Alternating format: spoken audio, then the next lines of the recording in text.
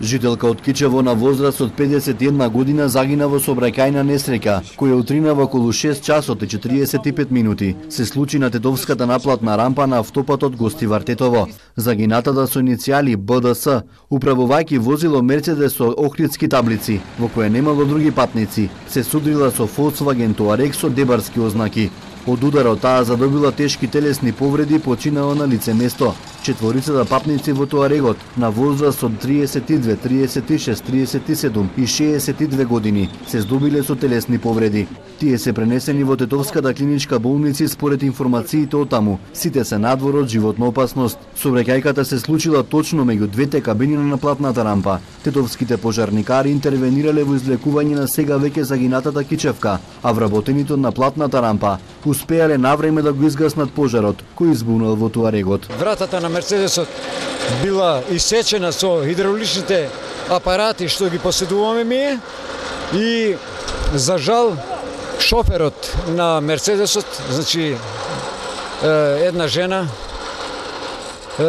починала, беше почината и ја извадивме надвор. Во Мерцедесот, значи кој на удирање, кој удирал Мерцедесот при сообраќајката, значи тука избувнали пожар.